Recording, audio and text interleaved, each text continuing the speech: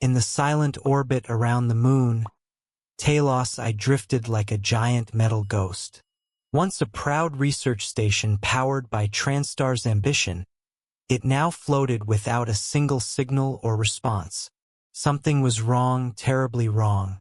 Every communication line had gone dark, leaving only one instruction for Morgan: go there and find out why. When Morgan arrived, nothing felt normal.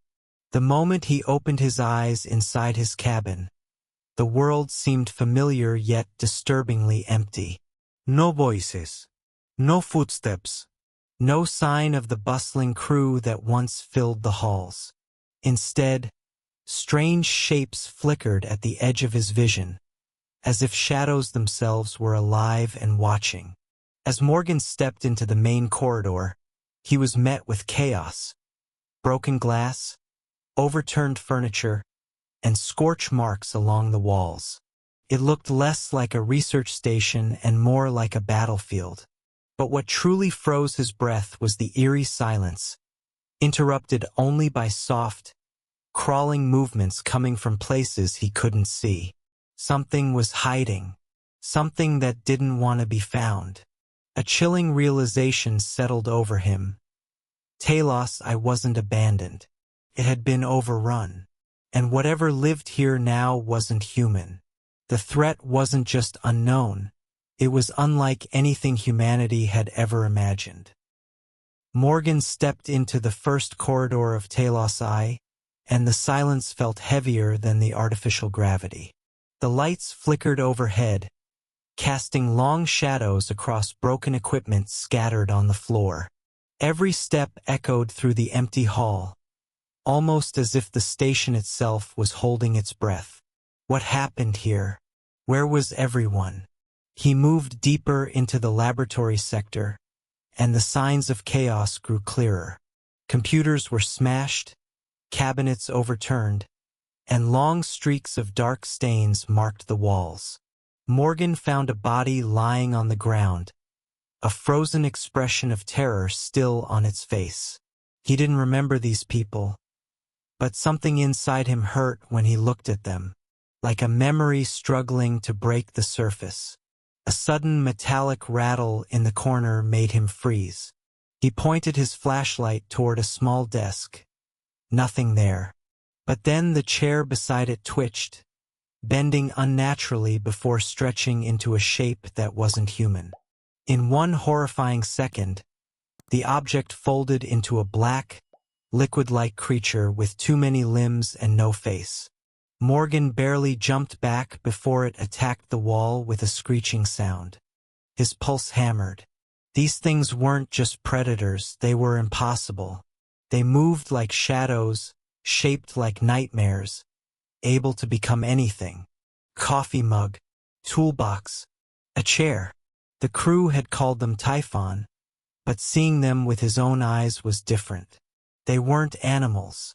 They were something far worse. Morgan grabbed the nearest weapon he could find, an old wrench, and swung it with all the strength he had. The creature burst into a cloud of dark particles, disappearing into thin air. But the victory felt cold. If one Typhon had been hiding in an empty room, how many more were lurking in the station? How many were watching him at this very moment? He forced himself to move forward, pushing deeper into Talos I. The mission had changed. This wasn't a simple investigation anymore. It was survival. And if the shadows could hide monsters, then every object around him, every door, every hallway, every breath of air, could be his last. Morgan continues searching through the silent halls of Talos I, but the deeper he goes, the more he realizes the truth is bigger than a simple accident. Strange data logs blink on the screens around him, showing his name again and again. At first, he thinks it must be a mistake, until he finds a recording addressed directly to him, from himself. His stomach tightens as he presses play, knowing whatever comes next will change everything.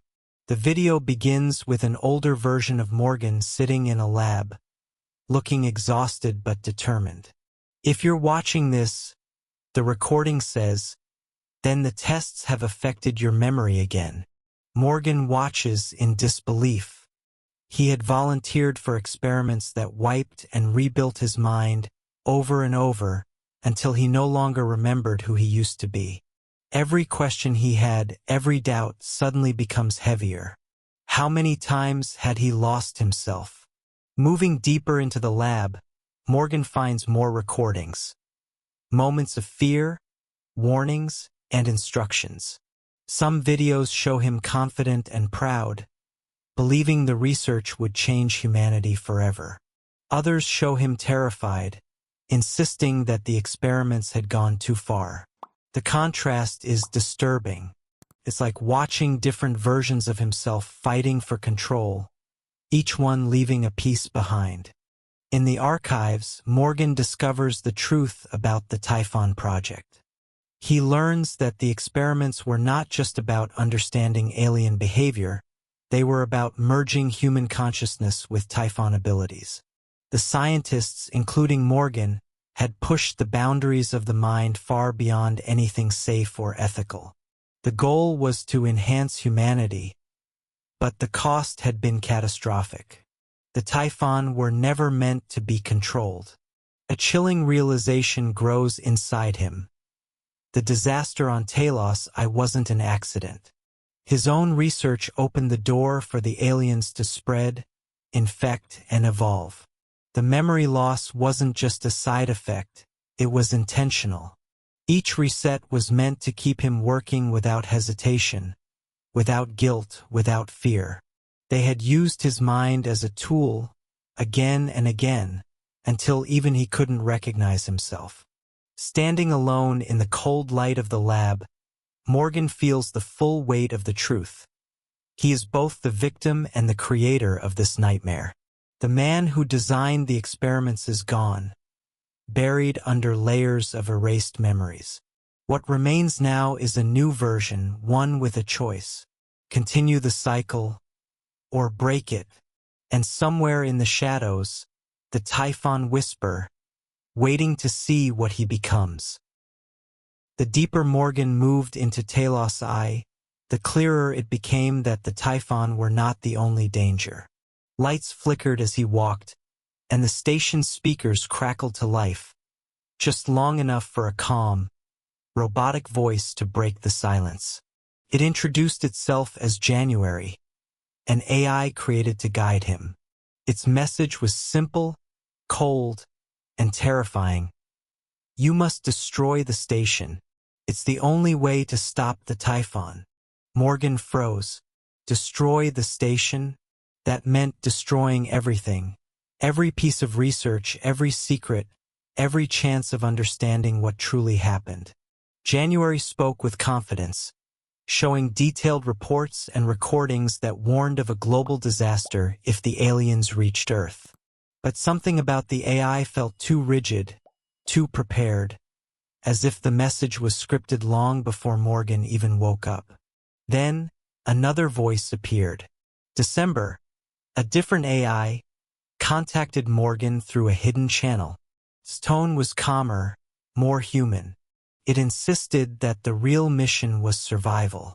According to December, Morgan needed to escape Talos I, not destroy it. It provided escape routes, emergency shuttle codes, and stressed that Morgan should trust no one, not even January. 2 AIs, 2 plans, and 1 life caught in the middle. The conflict between the AIs grew more confusing with every step Morgan took. January intercepted December's messages, accusing it of being corrupted. December warned Morgan that January was manipulating him. Both AIs showed evidence, both used Morgan's memories, and both sounded right in their own way.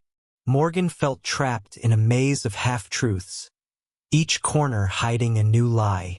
Worse, Talos I itself seemed to be turning against him. Security turrets changed targets without warning. Doors locked themselves at the worst moments.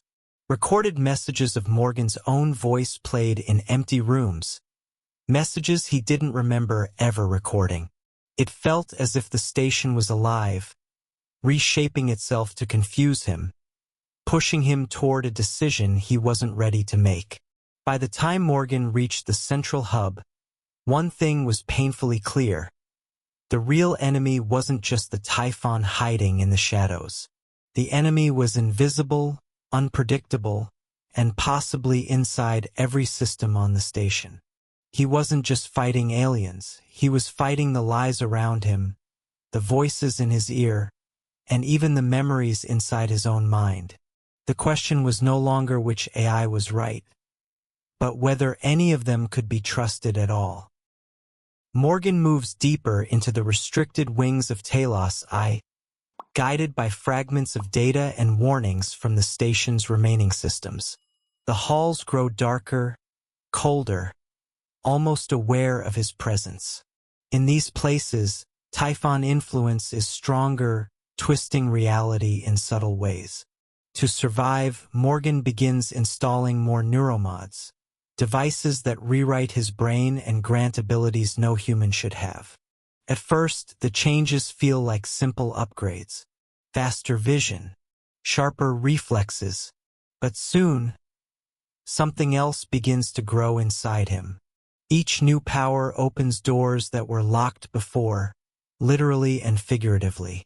Morgan can now sense the Typhon before seeing them, as if a small echo inside him recognizes its own origin. He lifts heavy machinery with a thought, bends energy at will, and even mimics objects the same way the aliens do. The abilities are incredible, life-saving, but every time he uses them, a strange heaviness settles in his chest. A quiet question whispers, "How much of me is still human?" As he explores the labs, Morgan discovers files he once signed himself. Documents that explain how neuromods blur the line between identity and imitation. A person who installs too many begins to lose their memories, their patterns, their self.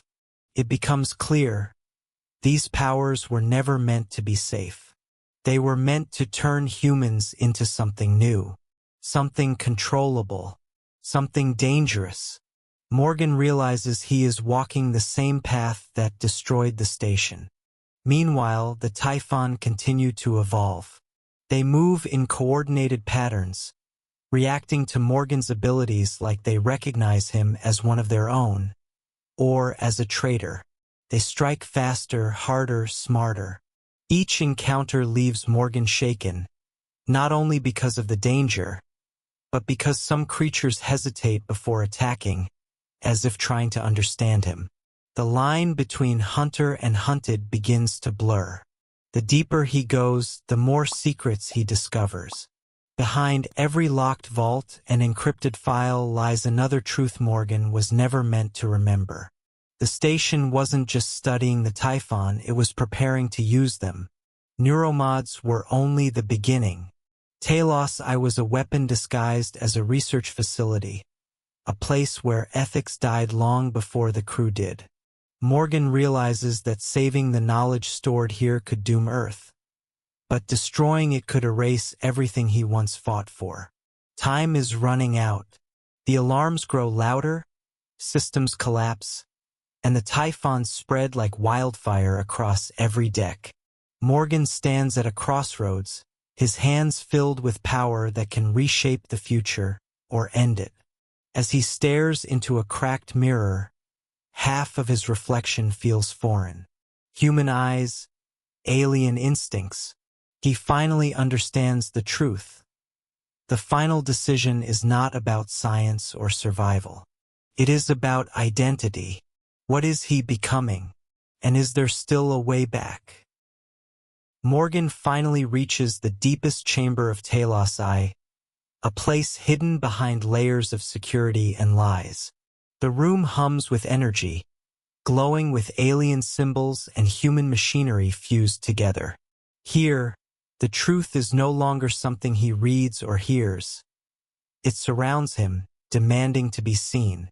As he steps forward, the shadows move, reacting to his presence, almost as if the station itself is watching.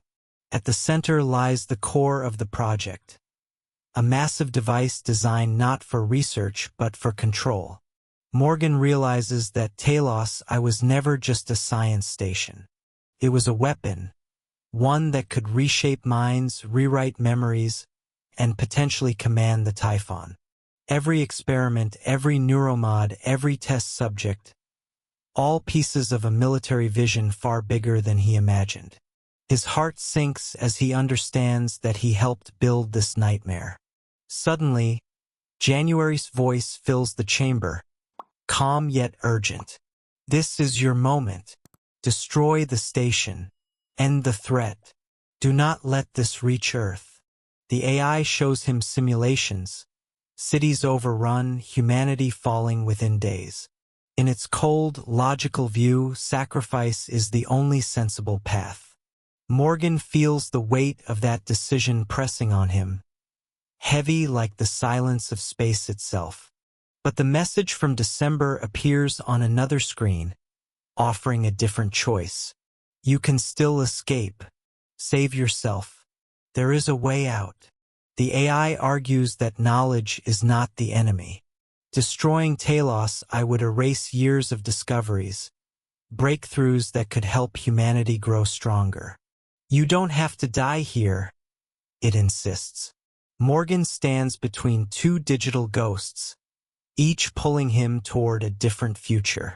Then Morgan feels a strange shift inside him. The Typhon abilities he absorbed stir, whispering through his senses. He sees possibilities, multiple outcomes branching like trees in the dark. For the first time, he understands what he has become. Not fully human, not fully Typhon, but something in between. His identity fractures, yet sharpens at the same time. Is he still Morgan you? Or something new entirely? The alarms begin to scream. The Typhon are approaching. Time is gone. Morgan closes his eyes and breathes deeply, knowing that the next choice will decide the fate of Earth, Talos I, and himself. Whether he chooses destruction or salvation, one truth becomes clear. No one else can make this decision. And once he does, there is no turning back. Morgan stood in the quiet ruins of Talos I, listening to the soft hum of the dying station. The battle was over, yet the weight of every choice still pressed on his chest. The Typhon were not just enemies from another world. They were mirrors reflecting what humanity could become when pushed too far. In the empty corridors, Morgan wondered whether he had saved anyone at all, or simply delayed something much bigger than himself. As he looked at his reflection in the glass, he no longer saw the person he remembered. His memories were broken, reshaped, rewritten too many times. Did he make his choices because he wanted to, or because he was programmed to? Talos I had stripped away every comforting lie, leaving only one truth. Identity is fragile, and sometimes the enemy lives inside the mind long before it appears in the real world. When the final alarms echoed through the station, Morgan took a deep breath and stepped toward his chosen fate. Maybe he survived. Maybe he didn't. Or maybe the version of Morgan that began this journey had vanished long ago. Out there, drifting in silence, the question remained unanswered. Was Morgan ever fully human? Or just the last experiment of Talos I?